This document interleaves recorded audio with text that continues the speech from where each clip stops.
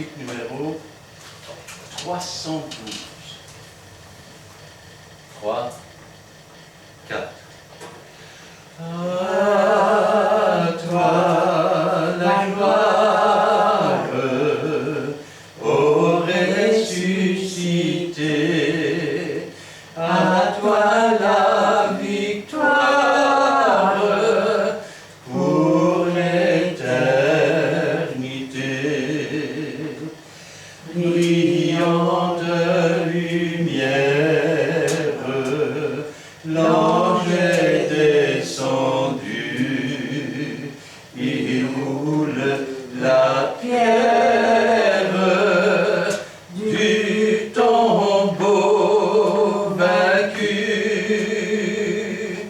À toi la gloire, ô ressuscité, à toi la victoire pour l'éternité. Vois-le paraître, c'est lui, c'est Jésus, ton sauveur, ton maître. Oh, ne doute plus, sois dans l'allégresse, peuple du Seigneur, et redis sans cesse que Christ est vainqueur. À toi la gloire, ô ressuscité, à toi la victoire pour l'éternité. Craindrai-je encore, il vit à jamais, celui que j'adore, le prince de paix. Il est ma victoire, mon puissant soutien, ma vie et ma gloire. Non, je ne crains rien. À toi la gloire, ô ressuscité, à toi la victoire pour l'éternité. Amen. Amen. On va continuer avec le numéro 52.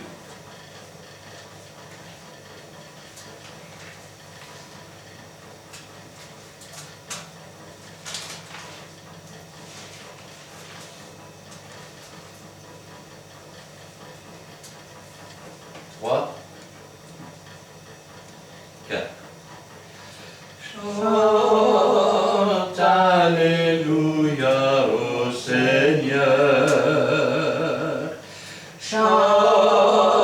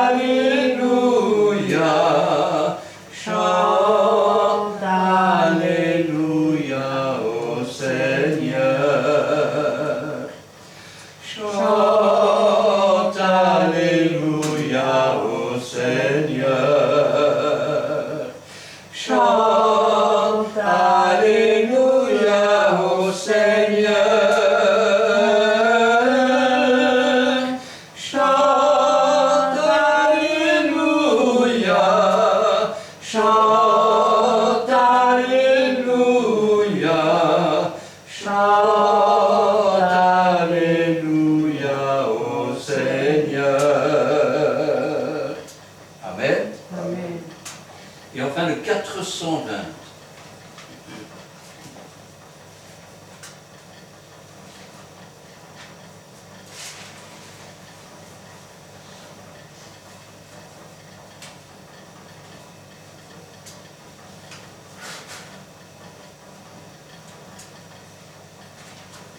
Trois, quatre. Le temps s'enfuit, le Sauveur vous appelle. Pécheurs, venez, répondez à sa voix pour recevoir la couronne immortelle que Jésus donne à toute âme qui croit. Il s'est chargé de votre maladie et tous vos pleurs, il veut les essuyer pour vous sauver. Jésus donne à sa vie. Venez pécheurs, sur lui vous appuyez. Déposez là le fardeau de vos peines. Jésus a dit, je veux vous soulager. Prenez pour vous ces paroles certaines. Il a promis, il ne saurait changer. Mais le temps fuit, l'éternité s'avance. La voix divine, aujourd'hui retentit.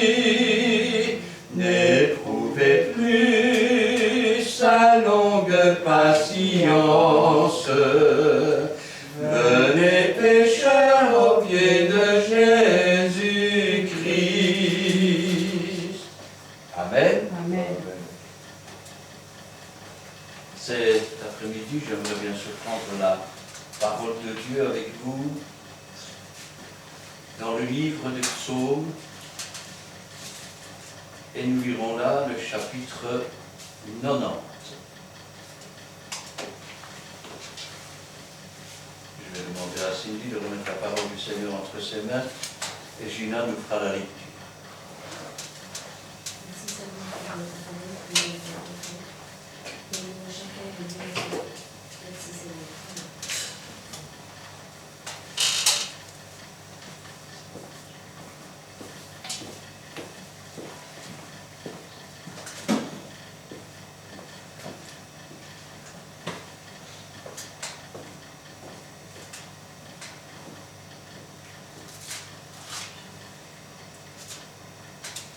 Psaume 90. Seigneur, tu as été pour nous un refuge, de génération en génération. Avant que les montagnes fussent nées, et que tu eusses créé la terre et le monde, d'éternité en éternité, tu es Dieu. Tu fais rentrer les hommes dans la poussière, et tu dis, Fils de l'homme, retournez. Car 1000 ans sont à tes yeux comme le jour d'hier, quand il n'est plus, et comme une veille de la nuit. Tu les emportes semblables à un songe. Oui, le matin passe comme l'air, elle fleurit le matin, et elle passe, on la coupe le soir et elle sèche. Nous sommes consumés par ta colère, et ta fureur nous épouvante. Tu mets devant toi nos iniquités, et à la lumière de ta face, nos fautes cachées. Tous nos jours disparaissent par ton courroux. Nous voyons nos années s'évanouir comme un son.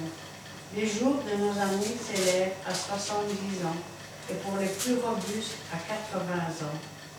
Et l'orgueil qui l'entive n'est que peine et misère, car il passe vite, et nous nous envolons. Oui, prends garde à la force de ta colère et à ton courroux, selon la crainte qui t'est due. Enseigne-nous à bien compter nos jours, afin que nous appliquions notre cœur à la sagesse. Reviens, Éternel, jusqu'à quand? Aie pitié de tes serviteurs. Rassasie-nous chaque matin de ta bonté, et nous serons toute notre vie dans la joie et l'allégresse. Réjouis-nous autant de jours que tu nous as humiliés, autant d'années que nous avons vu le malheur. Que ton œuvre se manifeste à tes serviteurs, et ta gloire sur leurs enfants.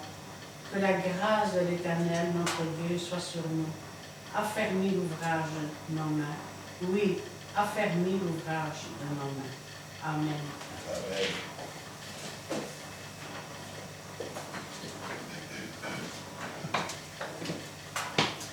Prière de Moïse, homme de Dieu.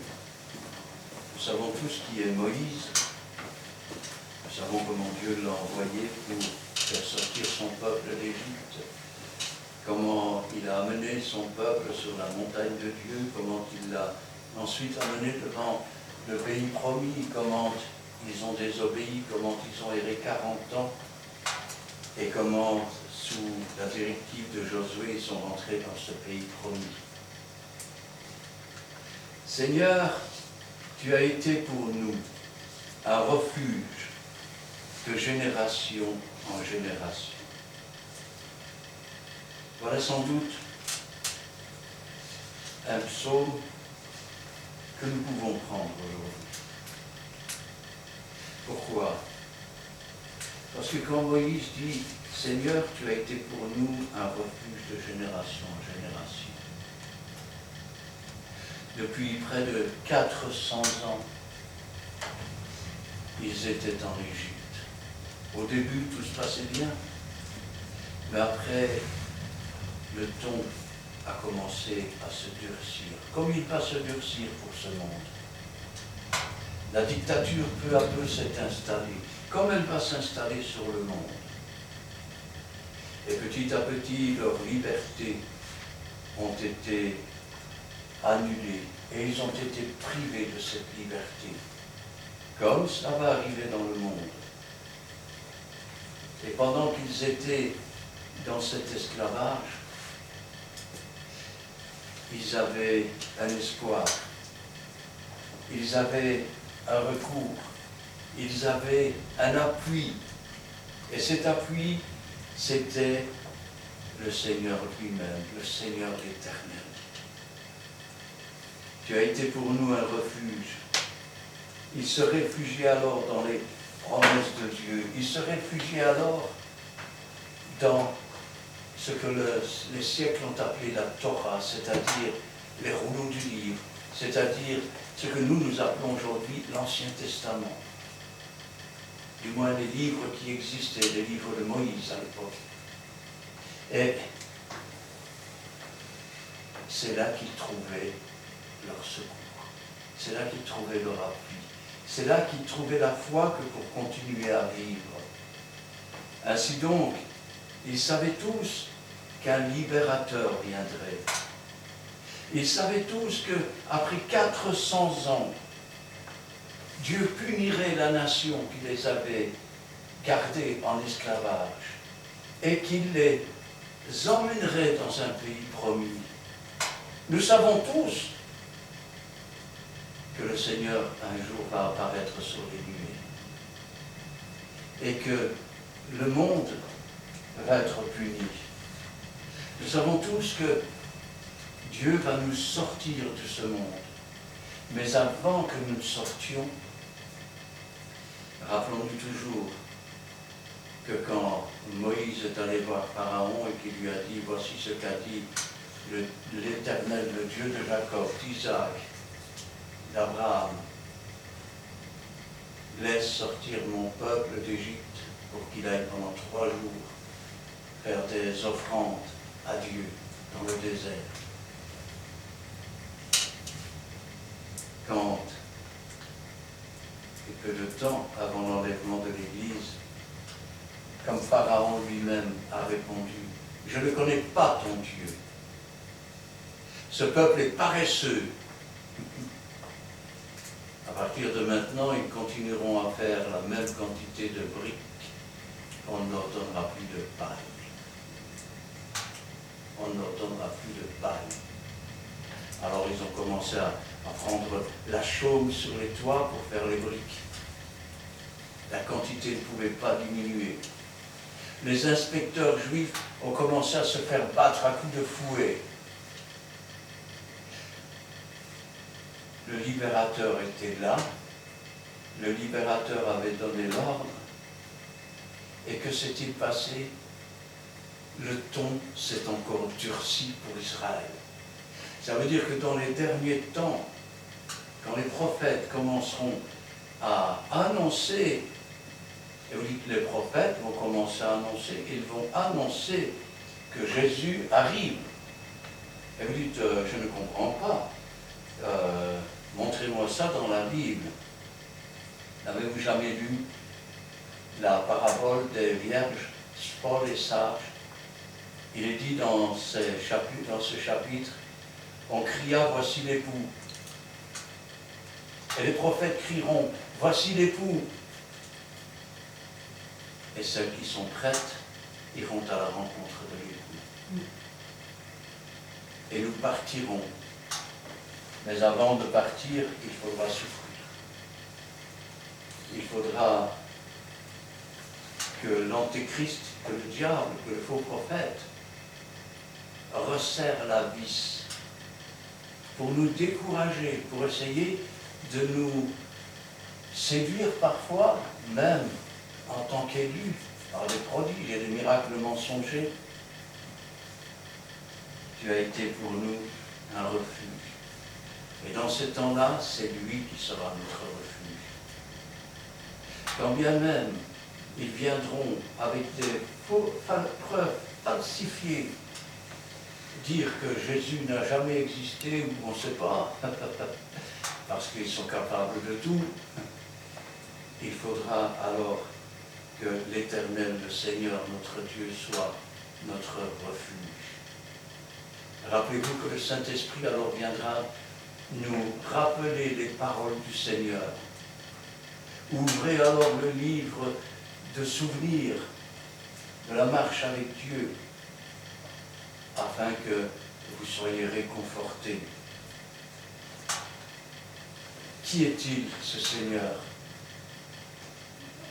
Avant que les montagnes fussent nées, et que tu eusses créé la terre et le monde, d'éternité en éternité, tu es Dieu. Voilà ce que nous dit Moïse, l'homme de Dieu, dans sa prière. Seigneur, avant que tu aies créé quoi que ce soit, alors que rien n'existait, toi, tu étais déjà Dieu. Qu'est-ce qu'un Dieu? C'est une bonne question. Qu'est-ce que Dieu? D'abord, il n'est pas os et chair comme nous. Il est esprit et vie. C'est en esprit et en vérité qu'on peut l'adorer. C'est aussi dans l'esprit et par la révélation du Saint-Esprit que l'on peut tantôt sentir sa présence, tantôt comprendre les paroles de ce livre et tantôt voir sa puissance à l'œuvre.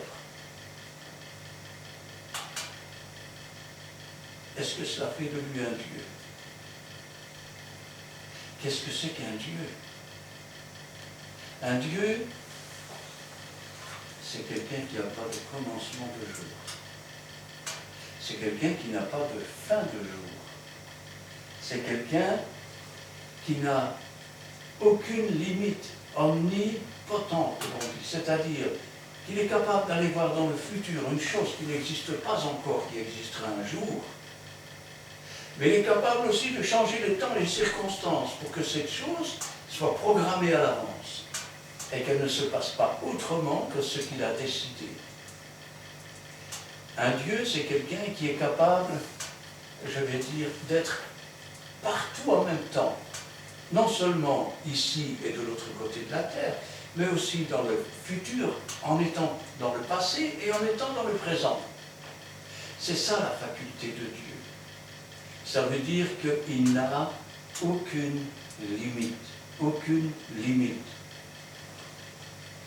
N'importe quel scientifique vous dirait que on ne peut créer qu'une chose qui est inférieure à soi. Alors, vous me direz, ben oui, mais on a créé des ordinateurs qui calculent 10 fois plus vite que moi. Oui, mais toi, quand tu te lèves le matin, tu décides. Tu décides de te lever. L'ordinateur, si tu n'appuies pas sur le bouton, il ne va pas s'allumer, ce n'est qu'une machine. C'est pas pour rien qu'on appelle ça un computer, c'est un calculateur. Il est programmé pour faire telle et telle chose. Mais il ne peut pas aller au-delà. Il ne saurait pas, parce qu'il est limité par son programme. De même, toi, tu te nourris tout seul. Alors vous me direz, mais il y a des tondeuses qui retournent à leur base de chargement. Oui, mais elles ne mangent pas toutes seules, elles sont programmées pour faire un certain trajet. À partir d'une certaine distance et d'une certaine limite de batterie, elles sont programmées pour revenir se charger. Mais toi, tu n'as pas d'heure précise pour manger. Ah, peut-être que tu manges tous les jours à midi, mais c'est toi qui l'as décidé. Et si tu manges en retard, tu ne tombes pas en panne au milieu de la pelouse. De même, et je vais dire, tu décides de ce que tu vas faire ou de ce que tu ne fais pas. Rendez-vous compte, quand on regarde simplement la chaîne alimentaire, on s'aperçoit là-dedans que c'est tellement bien orchestré que si on retire une maille ou deux de cette chaîne, eh bien, tous les animaux, avant et après, meurent. Regardez comment les saisons sont faites, de façon à apporter à la terre les fruits en sa saison, la chaleur en sa saison, le froid, même la neige, c'est de l'engrais pour la terre. Tout a été calculé. Regardez un peu tous les astres qui tournent et qui forment la voûte céleste. Imaginez la grandeur de celui qui a fait cela, car toutes ces créations, que ce soit l'eau qui s'évapore, que ce soit la pluie qui tombe, la neige en hiver, que ce soit, je vais dire, l'intelligence aux animaux que pour qu'ils fassent des trous en dessous de la terre pour se mettre en hiver, ou qu'ils hibernent, ou que l'oiseau décide de s'envoler vers les pays chauds. C'est Dieu qui a créé et fait tout cela. C'est comme une horloge avec non pas des millions, mais des milliards et des milliards et des milliards d'engrenages, et tout tourne à la perfection. Personne pour le remonter. Mécanisme éternel, créé par l'Éternel. Imaginez que tout ce qu'il a créé est inférieur à lui. Imaginez à quel point il est supérieur en toutes choses. Avant que les montagnes fussent nées et que tu eusses créé la terre et le monde, d'éternité en éternité, tu es Dieu. Dieu, c'est celui qui donne le souffle de vie. Dieu, c'est celui qui coupe le fil de notre vie. Qui sommes-nous, hommes, pour contester avec Dieu? Nous n'avons pas choisi la date de notre naissance. C'est Dieu qui l'a fixée avant la fondation du monde. Nous ne connaissons pas la date de notre mort et nous ne pouvons la connaître que si Dieu nous l'a fait connaître à l'avance.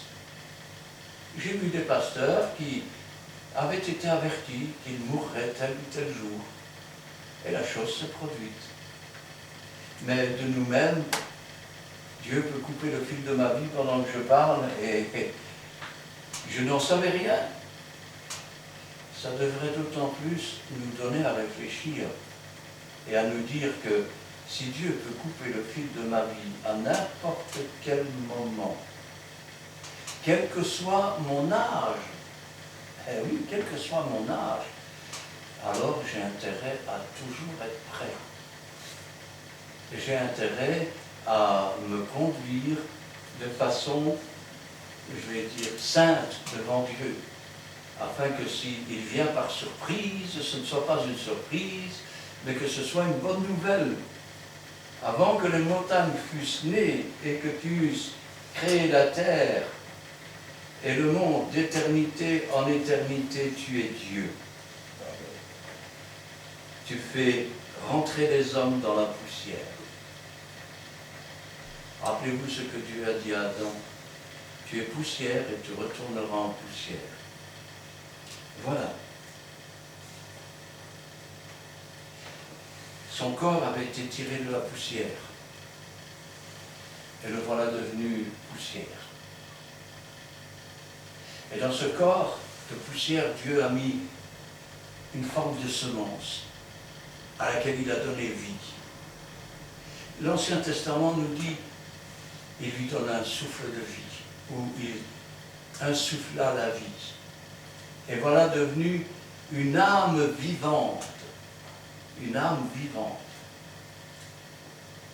Rappelez-vous toujours que maintenant que nos péchés sont effacés, que nos transgressions ont été effacées, que nous avons reçu la rédemption de notre âme et que le Saint-Esprit rendra la vie à nos corps mortels, à cette semence, que nous serons alors comme des anges, nous ne serons plus, je vais dire, simplement une âme vivante, mais nous serons comme le Seigneur, accomplis.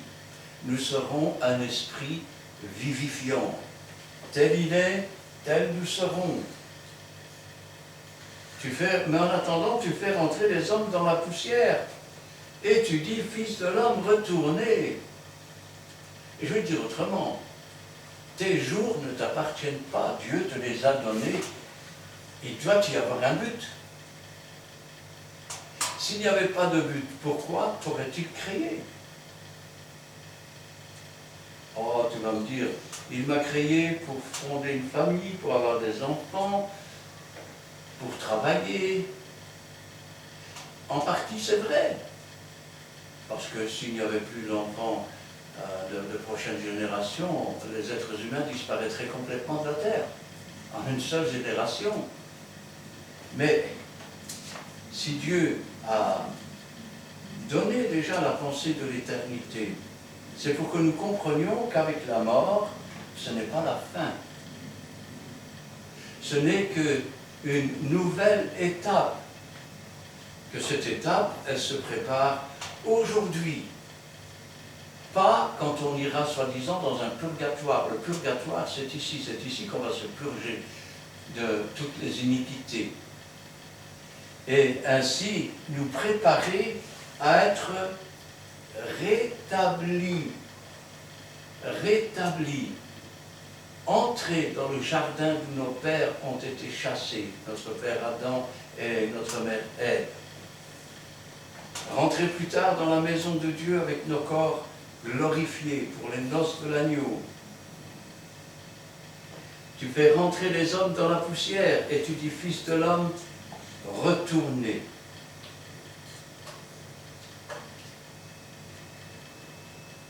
Et quand je pense à ça, je me dis, Seigneur, quand on contemple tout l'univers, les étoiles, le ciel, la petite boule bleue au milieu de tout cela, vous remarquez que même ceux qui sont allés dans l'espace, ceux qui ont regardé avec les télescopes les plus puissants, et même, je vais dire, les satellites qui ont été envoyés à des kilomètres d'années-lumière, aucun d'entre eux n'a vu une aussi magnifique petite planète bleue. Dieu a créé la terre pour l'homme, pour cultiver l'homme. Eh oui, ça veut dire que dans le mot cultiver, il y a aussi le mot faire grandir. Il y a aussi le mot faire porter du fruit. Il y a aussi le mot être d'une agréable odeur. Ainsi donc, Dieu a créé l'homme et depuis que le péché est entré, l'homme ne peut plus manger de l'arbre de vie et vivre éternellement. Pour pouvoir encore en manger un jour, il faudra d'abord être réconcilié avec Dieu. Parce que Dieu est fâché. Pourquoi est-il fâché? À cause du péché. Dieu est un feu qui dévore le péché. Et si nous n'avons pas reçu le pardon de nos péchés, nous serons dévorés par le feu ardent, l'étang ardent de feu qui ne s'éteint jamais. Et cela à la fin des siècles, juste avant la nouvelle terre et les nouveaux cieux. Car 1000 ans sont à tes yeux comme le jour d'hier. Waouh! Essayez d'imaginer. Quand on parle de la création, regardez, voilà encore une chose, nous connaissons en partie. Quand on parle de la création, combien de fois nous est-il dit, il y eut un soir, il y eut un matin? Qu'est-ce que veut dire il y eut un soir, il y eut un matin? Un jour est comme 1000 ans devant Dieu. Alors, devrais-je comprendre que entre chaque chose, il s'est passé 1000 ans? Je pourrais. Je pourrais aussi comprendre que Moïse a reçu une partie de la révélation et puis s'est endormi. Il y eut un soir, il y eut un matin. Le deuxième jour, Dieu lui révèle une autre chose. Quand je pense à cela, je dis, Seigneur, c'est la preuve que nous ne connaissons pas tout. Comment a-t-on pu définir? Il y eut un soir, il y eut un matin, ce fut le premier jour, puisque le soleil et la lune n'existaient pas. Ils n'ont existé que le 4e jour. Et donc, à partir du 4e jour de la création, le soleil s'est levé sur la terre. Quand je pense à cela, je dis, Seigneur, qui peut sonder la profondeur de Dieu? Qui peut sonder, je vais dire, la connaissance de Dieu? Est-ce un homme? Nos cerveaux sont bien trop petits. Notre intelligence est bien trop petite. Notre connaissance est bien trop petite. Nous en sommes totalement incapables. Mais Dieu nous a donné des outils. Avec la réconciliation, il nous a donné le Saint-Esprit. Le Saint-Esprit qui prend de ce qui est au Père, à Dieu le Père, et qui vient nous l'apporter, afin que nous ayons la connaissance de sa parole, afin que nous ayons la connaissance et une communion et une intimité avec Jésus et avec le Saint-Esprit. Et que dans cette intimité, Dieu nous révèle, au travers de ces instruments, la connaissance du Dieu vivant et vrai. Jésus l'a dit lui-même, celui qui m'a vu a vu le Père. Celui qui connaît Jésus connaît le Père. Or, la volonté de Dieu, a dit Jésus, c'est qu'il te connaisse, toi le seul vrai Dieu, et celui que tu as envoyé, à savoir Jésus-Christ. Car 1000 ans sont à tes yeux comme le jour d'hier, quand il n'est plus, comme une veille de la nuit. Qu'est-ce qu'une veille de la nuit? À peine 3 heures. À peine 3 heures. Imaginez, il est 4h30, nous serions Dieu. Imaginez que nous sortons à 7h30, dehors, 1000 ans s'est écoulé. Je voudrais que vous compreniez cela. Qu'allez-vous faire, puisque pour vous, il n'y a que 3 heures de passé. Et dehors, il y a 1000 ans qui se sont passés. Comment faire pour intervenir pour chacune des prières? Comment faire pour intervenir dans chacun des miracles, chacune des œuvres qui avaient été préparées? Comment faire pour répondre aux prières en 3 heures, alors que dehors se sont écoulés 1000 ans? C'est cela aussi la grandeur et la puissance de Dieu. Dieu qui voit tout, Dieu qui sait tout, Dieu qui connaît tout. Rien ne lui échappe. Il a fallu des siècles à Einstein pour faire une découverte mathématique. Il a fallu des siècles pour qu'on découvre, comment je vais dire, ce que c'est que l'attraction terrestre et en faire le calcul. Ma mémoire est bonne, c'est 9 kilos et quelques. Ah oui. Il a fallu simplement que Dieu le désire. La chose a été déjà calculée, déjà transformée, déjà créée. Le plus grand architecte sur la terre, quand il crée un bâtiment tout à fait spécial, avec des calculs spéciaux, il n'a pu prendre que les matériaux que Dieu a créés. Et Dieu lui a déjà calculé tout cela dans sa tête, alors que nous n'existions pas encore. Imaginez la grandeur de Dieu, quand il nous est dit dans la Bible, quand il traça un cercle pour marquer les limites de la terre, j'étais là. Que sommes-nous? Une poussière sur la terre, des poussières, et la terre elle-même une poussière dans l'univers. C'est marqué dans la Bible, qu'est-ce que l'homme pour que tu prennes garde à lui, ou le Fils de l'homme? Nous ne sommes rien, mais ce petit rien a reçu un souffle de vie de celui qui remplit toutes choses. Et ce petit rien est l'attention particulière de Dieu lui-même et de Dieu le Fils, lequel est venu donner sa vie pour nous sauver, pour nous racheter, pour que nous ne finissions pas dans les temps ardents de feu.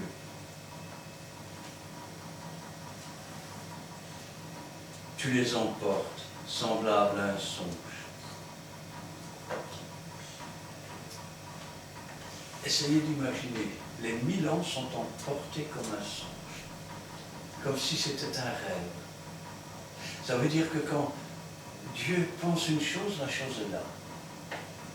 Nous prenons les matériaux de Dieu pour fabriquer, mais lui, il n'y a rien.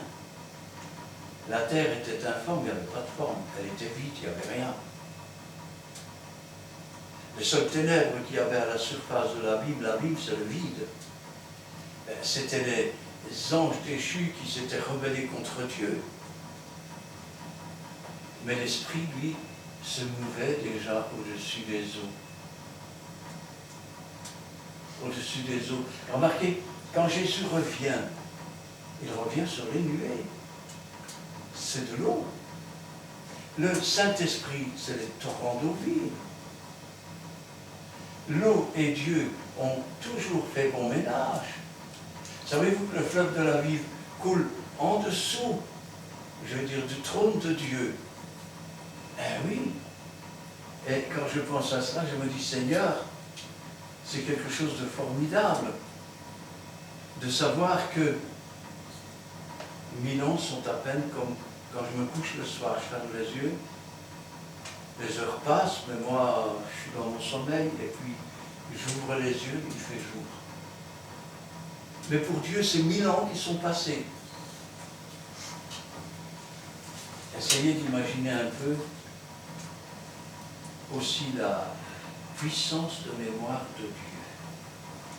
La puissance de la mémoire de Dieu. Imaginons Dieu se couche maintenant. Quand il va se réveiller, 1000 ans sont passés. Je suis mort, j'ai été enterré, je suis retourné en poussière. Plus personne ne se souvient de moi parce que depuis 10 ou 11 générations qui ont passé, peut-être tout ce qui existe ici a été détruit, c'est autre chose. Et tout ce que nous avons connu a disparu, des choses bizarres et nouvelles que nous n'avons jamais connues existent. Dieu se réveille. Les 1000 ans sont passés. Dieu se réveille. Mais il se souvient toujours de moi. Le monde ne se souvient plus de toi. Le lieu où tu as habité ne te reconnaît plus. Mais Dieu se souvient de toi, de ton nom. Eh oui. Et Dieu ne t'a pas oublié. Parce que quand sa bouche dit une chose, son bras l'accomplit. Amen. Quel que soit le temps que cela met. Même si aujourd'hui, dans certaines églises, on dit « Oh, depuis le temps que tout existe et qu'on nous parle de cela, on n'a jamais rien vu. » Il y avait déjà des gens qui parlaient comme ça au temps de Moïse, avant que Moïse ne vienne avec la puissance de Dieu pour les délivrer. Mais le moment venu, il est venu.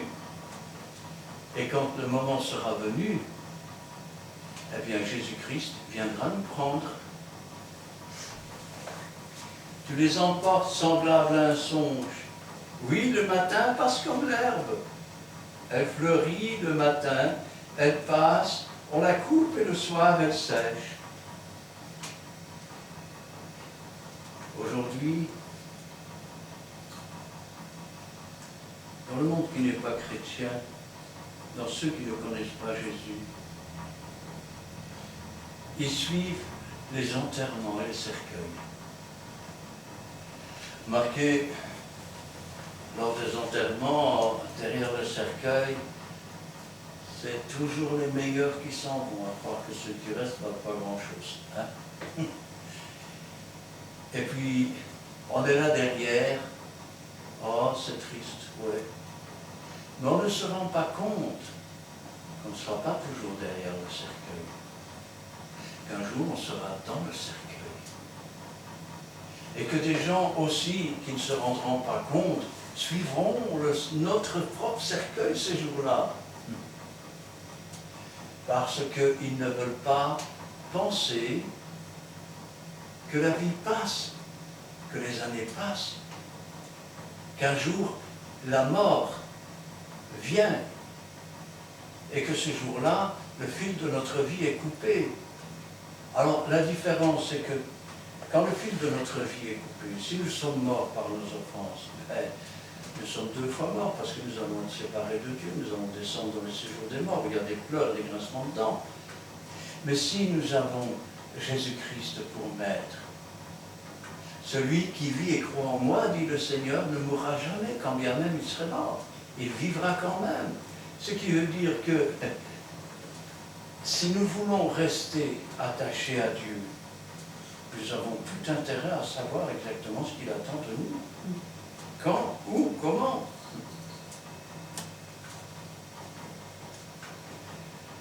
Nous sommes consumés par ta colère. Wow! Quelle drôle de phrase. Attendez, vous parlez de Moïse, l'homme à qui Dieu a parlé sur cette montagne devant le buisson ardent, celui qui est monté sur la montagne, qui a reçu les tables de la loi gravées du doigt de Dieu, celui qui, au nom de l'Éternel, a commandé à la mer de s'ouvrir et elle s'est ouverte.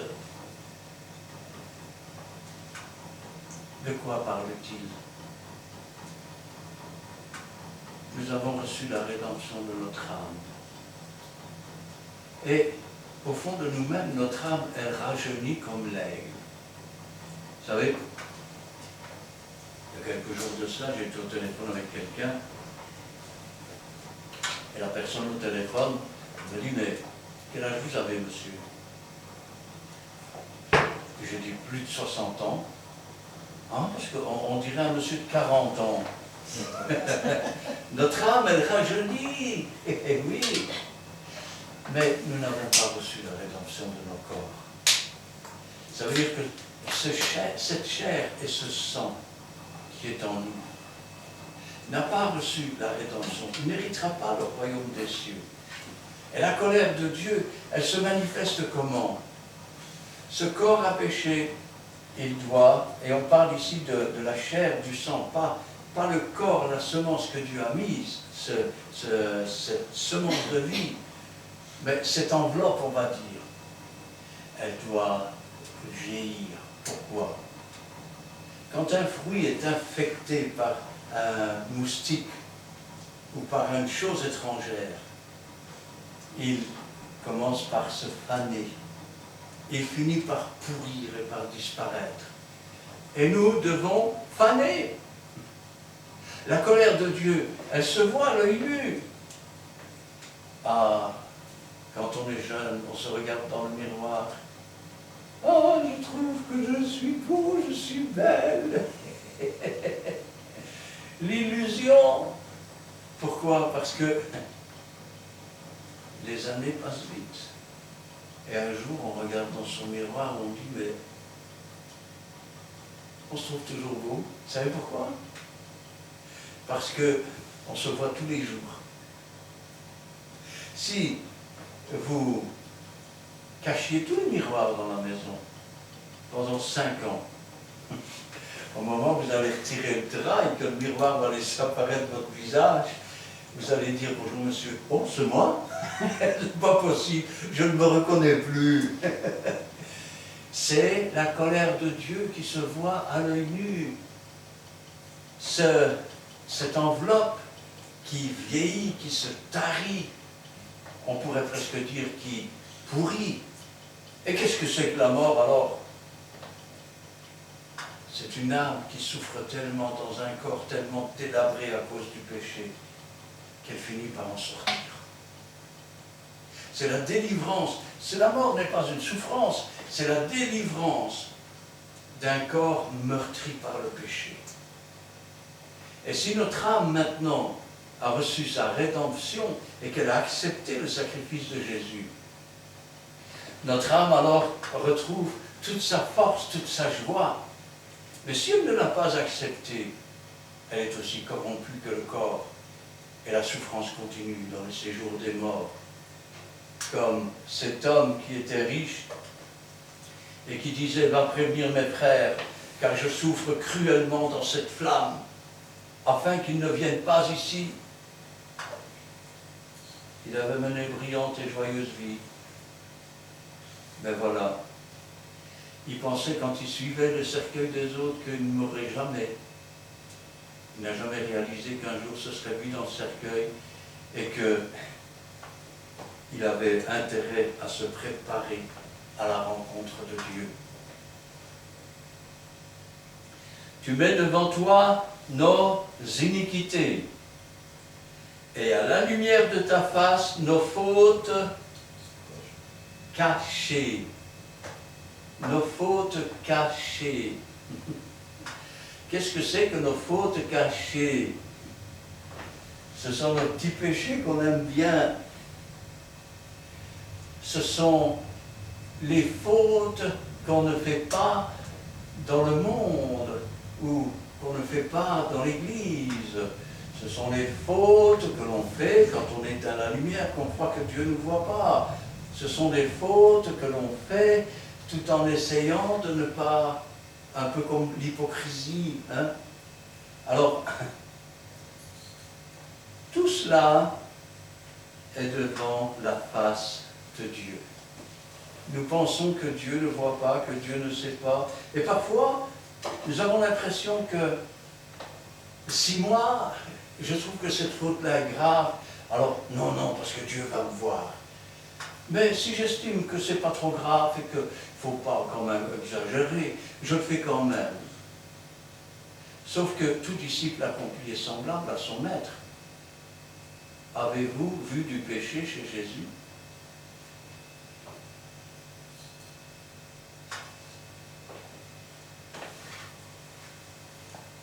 Tu mets devant toi nos iniquités et à la lumière de ta face nos fautes cachées.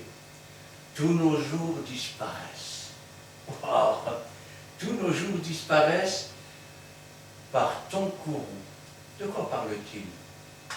Rappelez-vous, Adam et Ève étaient dans le jardin, ils mangeaient de l'arbre de vie, ils devaient vivre éternellement. L'homme a été créé pour vivre éternellement. Et quand l'enveloppe va tomber, son âme continue à vivre. Nous voyons nos années s'évanouir comme un son. Voilà.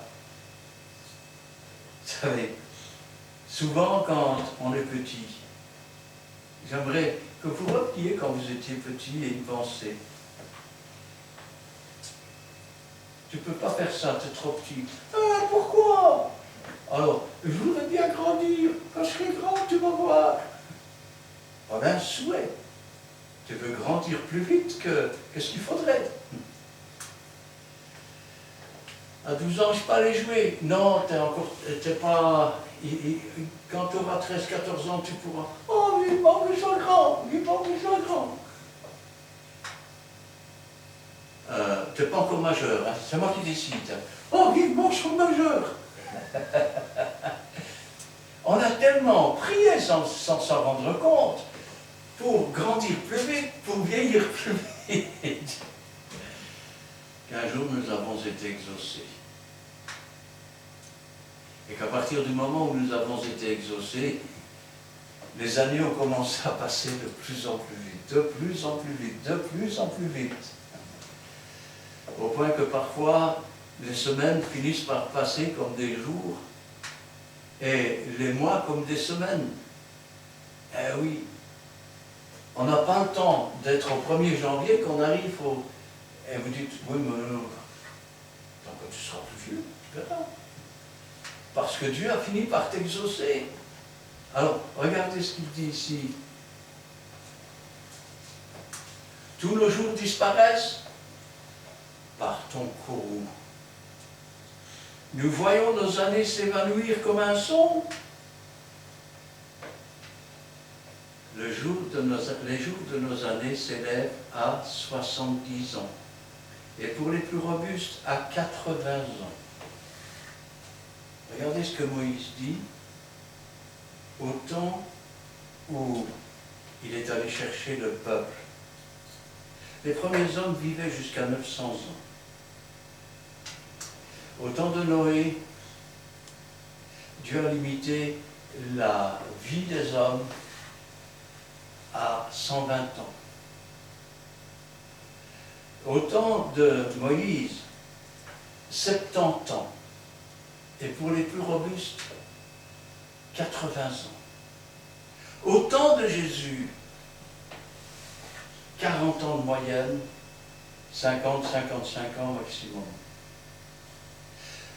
Depuis que l'homme s'est écarté du jardin et de Dieu, jusqu'au jour où Jésus est venu, l'espérance de vie n'a cessé de diminuer. Pourquoi? Parce que la vie et la lumière elle-même étaient écartées de la vie des hommes.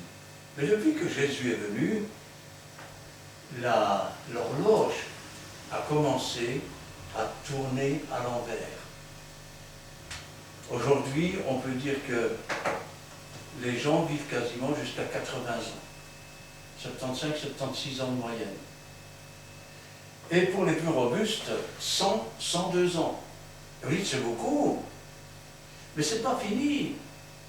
Car pendant le millénium, celui qui mourra à 120 ans, il mourra jeune. Il mourra jeune, ce qui veut dire qu'on mourra peut-être à 150-200 ans. Les jours de nos années s'élèvent à 70 ans pour les plus robustes, à 80 ans. Et l'orgueil qu'ils en tirent n'est que peine et misère. Voilà ce que les hommes en tirent, de la peine et de la misère.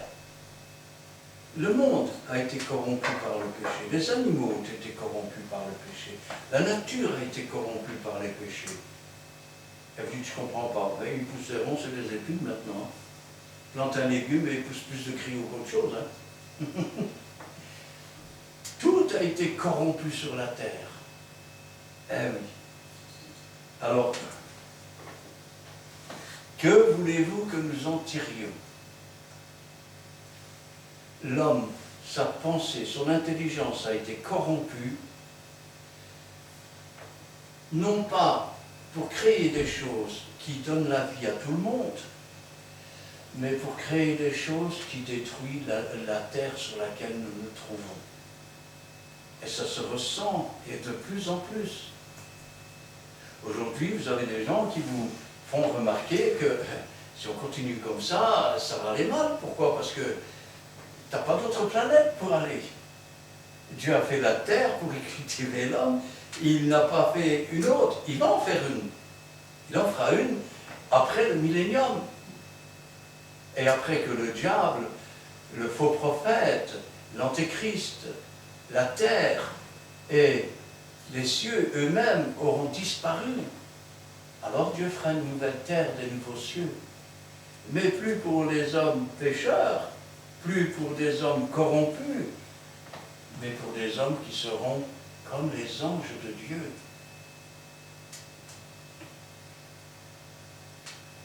Car il passe vite, et nous nous envolons. Vous voyez, même Moïse, déjà à ce moment-là, il dit, ça passe vite maintenant. Je ne les vois plus les années. Qui prend garde à la force de ta colère? Vous savez, chaque fois que je vois une personne de 80, 90 ans, la plupart regardent et disent, oh, les petits vieux. Moi, je regarde et je dis, Seigneur, elle est terrible, ta colère. Quand je vois qu'ils ont du mal de se lever, quand je vois qu'ils ont du mal de marcher, quand je vois que leur peau est toute ridée, quand je vois qu'ils n'ont plus beaucoup de temps à vivre, et que même les choses qui sont autour d'eux ne les intéressent plus parce que ils sont trop vieux. Eh oui. Qui prend garde à la force de ta colère, à ton courroux, selon la crainte qui t'est due? Rappelez-vous que craindre Dieu, c'est craindre de lui déplaire. Qui prend garde à toutes ces choses dans la nature? Pour dire, oui, si la mort est là, c'est parce qu'il y a le péché. Oui, s'il y a tarissement du corps, c'est parce qu'il y a le péché. Mais notre âme, elle, quand elle est lavée par le sang de l'agneau, et qu'elle quitte ce corps, c'est la fin de la souffrance. C'est le début d'une ère nouvelle. Ça veut dire que notre corps, il va être semé corruptible, mais notre âme n'est pas corruptible. Notre corps va être semé parce qu'il était infirme, mais notre âme n'est pas infirme. Et quand Dieu rendra la vie à nos corps mortels, nous récupérerons à ce moment-là, dans ce corps glorifié, toute notre force. Nous récupérerons alors toute notre vitalité, si je peux parler comme ça. Il n'y aura plus ni deuil, ni souffrance, ni rides, ni pleurs, parce que les premières choses auront disparu. Enseigne-nous à bien compter nos jours, afin que nous appliquions notre cœur à la sagesse. Cette même sagesse qui a bâti sa maison, qui a taillé ces 7 colonnes. Jésus-Christ, la sagesse. Le Saint-Esprit, la sagesse. Enseigne-nous à bien compter nos jours. Seigneur, voici la journée que tu as préparée pour moi. Seigneur, ouvre mes yeux, ouvre mon esprit, ouvre mon cœur, pour que cette journée soit une journée à ta gloire, pour que cette journée soit une journée pendant laquelle je me tourne vers toi dès le matin. Rappelez-vous pourquoi Dieu a détruit la première terre. Dès qu'ils se levaient, toutes leurs pensées se tournaient vers le mal. Et quand ils se couchaient, toutes leurs pensées se tournaient aussi vers le mal. Enseigne-nous à bien compter nos jours. Enseigne-nous, Seigneur, que la puissance de ton esprit nous montre ta bonté, ta miséricorde, afin que nous appliquions nos cœurs à la sagesse. Reviens, Éternel. Jusqu'à quand? Jusqu'à quand? Aie pitié de tes serviteurs. Aie pitié de tes serviteurs. Moïse est mort à 120 ans. Il avait 40 ans quand il a quitté l'Égypte. Il avait 80 ans quand il est revenu. Et ce vieillard de 80 ans est sorti d'Égypte avec le peuple.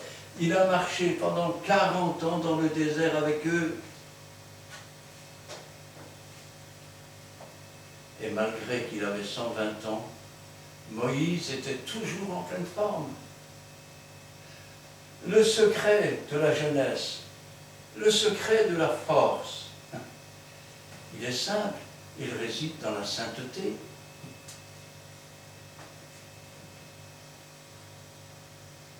Rassasie-nous chaque matin de ta bonté.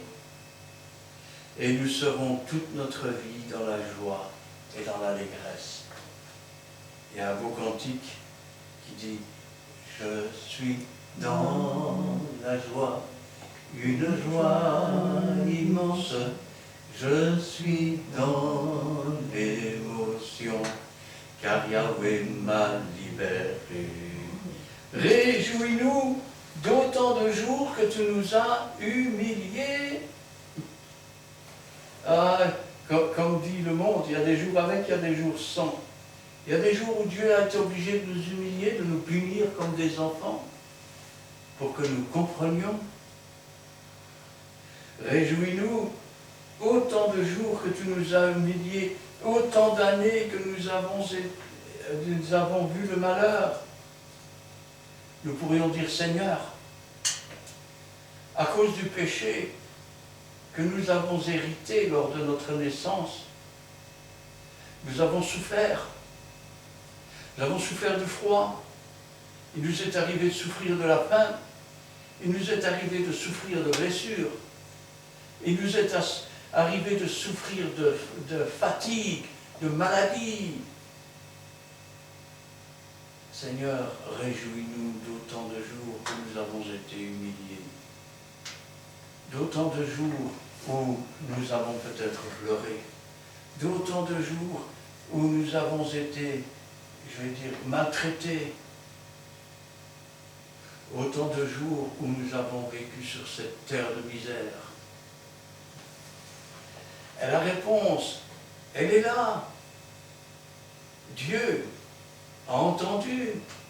Dieu a répondu comme il a répondu autrefois pour son peuple qui était en Égypte. J'ai entendu la souffrance de mon peuple.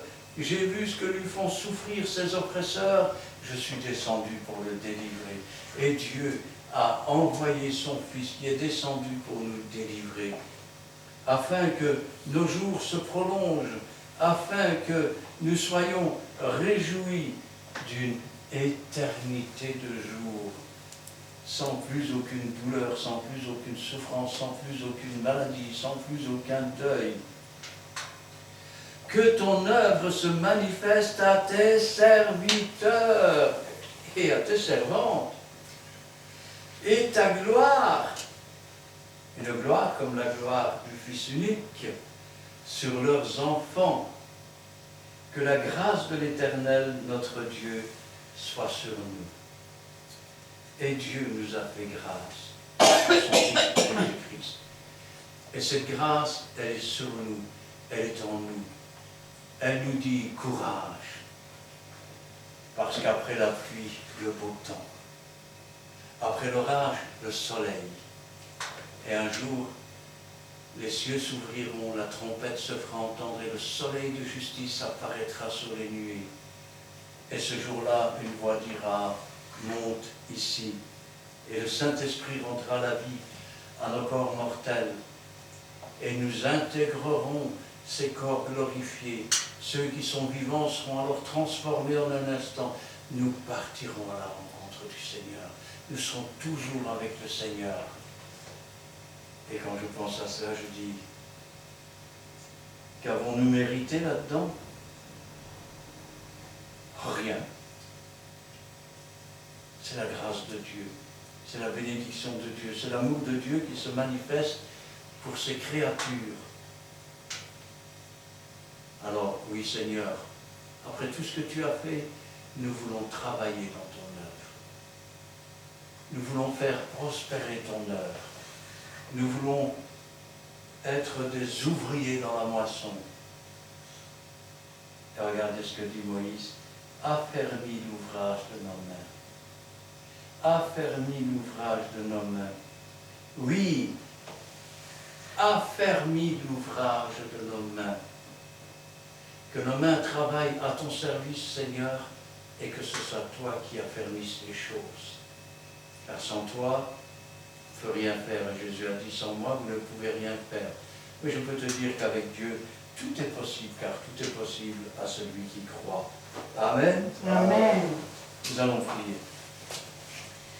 Éternel, notre Dieu, notre Père, nous te louons, nous te rendons grâce. Béni sois-tu et gloire à toi. Dans cette prière, Seigneur, tu nous rappelles ce que nous sommes aujourd'hui. Nous sommes le résultat d'une humanité, si on peut parler d'humanité décadente, corrompue par le péché, corrompue par le vice. Mais toi, Seigneur, tu nous voulais pour te servir et tu nous as appelés. Tu as fait de nous tes serviteurs et tes servantes. Et aujourd'hui, tu nous rappelles que la fragilité de nos corps, la souffrance dans nos corps, quelle qu'elle soit, dans nos esprits, dans ce que nous subissons sur cette terre, un jour cessera. C'est là notre espoir, sachant que tu viendras nous prendre avec toi, sachant, Seigneur, que tu mettras fin à toutes ces souffrances et que là, Seigneur, nous pourrons être dans la gloire avec toi. Nous pourrons être comme les anges dans le ciel, qu'il n'y aura plus ni deuil, ni souffrance, ni douleur, que les larmes ne couleront plus des yeux, qu'il n'y aura plus de malades, qu'il n'y aura plus de morts, parce que ta victoire, tu l'as partagée avec nous. Et nos corps auront été glorifiés, afin que toute cette souffrance que nous avons endurée dans ces corps de péché ne soit jamais oubliée, mais que ce jour-là, Seigneur, nous soyons tellement heureux de pouvoir à nouveau être et vivre, de passer d'une mort certaine à une vie éternelle, d'une séparation physique avec Dieu à une séparation, à une réparation et à une communion éternelle. Nous attendons cette nouvelle terre, nous attendons ces cieux, Seigneur. Viens, Seigneur Jésus, et je connais ta réponse. Voici, je viens bientôt. Gloire au Père, gloire au Fils et gloire au Saint-Esprit. Amen. Amen. Béni soit-il notre Père. Merci pour ta parole si vivante, si Père Seigneur puissant, tout sanctifiant, Seigneur. Béni l'inscrivant par la chrétienté épousée. Soyez le tout sanctifié, merci éternel Dieu. Grâce à nous chaque matin à ta bonté. Père, nous devons faire Seigneur, et tu puisses nous enseigner encore à bien comprendre le jour de ta vie. Afin que nous appliquons notre cœur à la sagesse. Là où l'intelligence de l'homme se limite, c'est là où ta sagesse commence.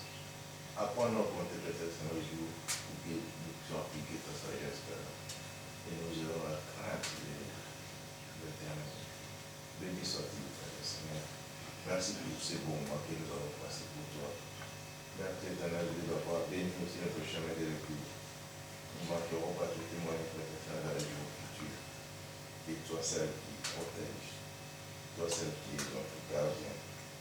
Toi, celle qui nous garde encore peut-être de génération en génération.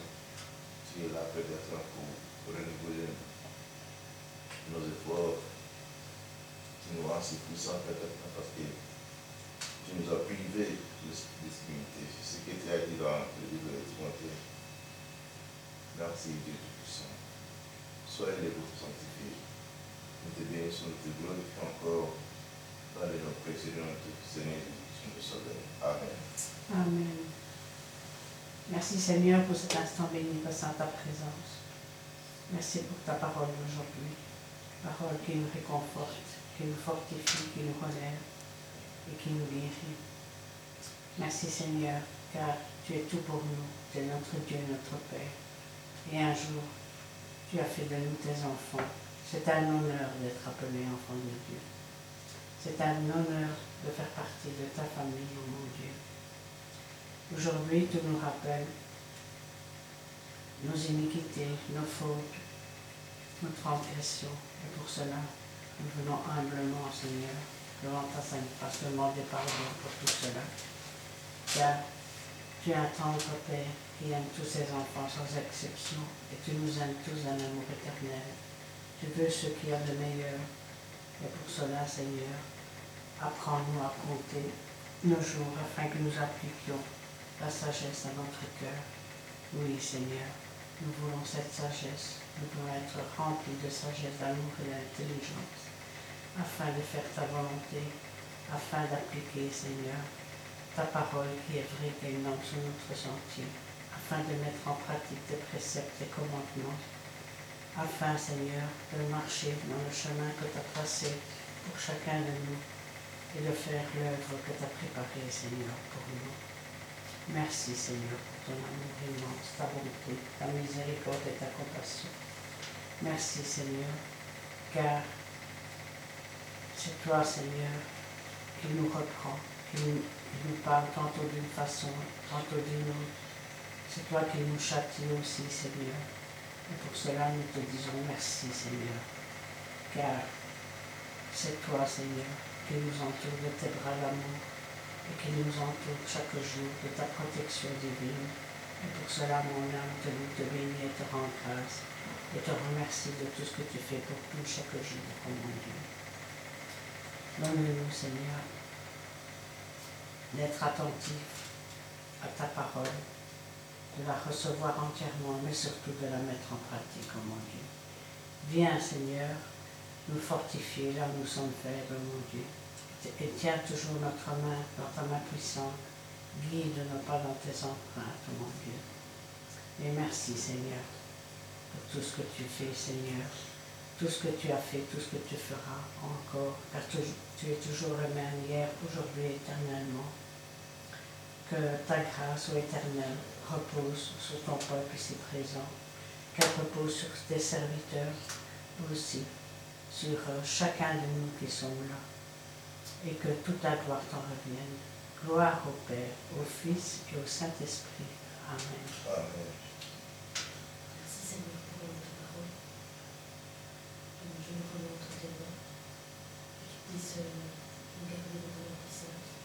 Merci de nous aider, nous donner de faire ta volonté aussi. Que je te remets le chemin du retour, que tu puisses nous garder. Et aussi la seule merci que tu puisses la bénir et nous garder de ton puissance dans toutes choses. Et que tu puisses intervenir sans toi, on ne peut rien. Merci Seigneur. Amen. Amen. Eh bien, nous terminerons la réunion avec le cantique numéro 342.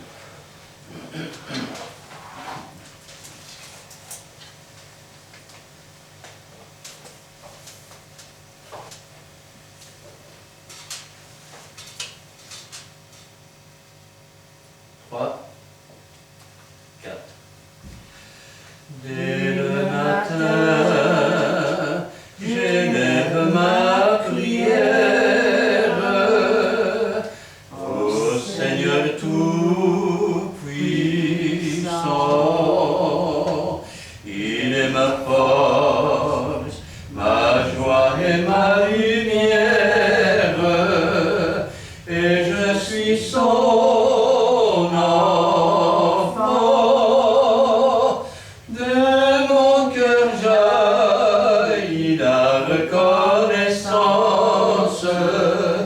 il s'est chargé de toute ma souffrance. Oh, si je veux être à lui pour toujours, vivre de son amour. Hier encore, je sombrais dans l'abîme où la mort m'attendait.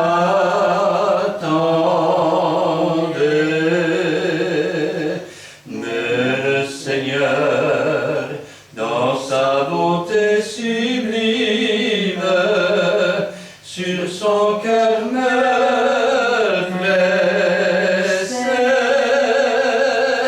Il me voulait tout à lui pour sa gloire, m'assurant de remporter la victoire.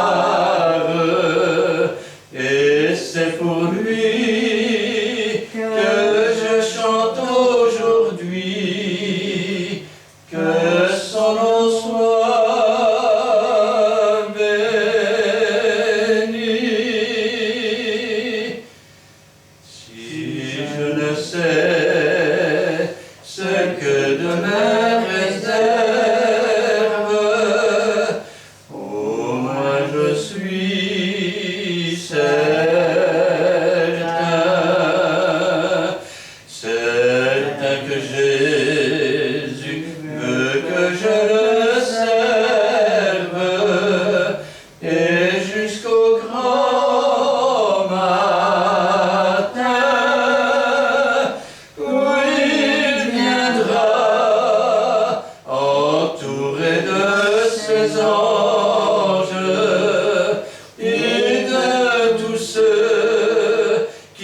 chante ses louanges. Je partirai vers le ciel pour toujours, proclamer son amour. Amen. Amen. Que l'Éternel te bénisse et qu'il te garde. Que l'Éternel fasse luire sa face sur toi et qu'il t'accorde sa grâce. Que l'Éternel tourne sa face vers toi et qu'il te donne la paix. Amen et Amen.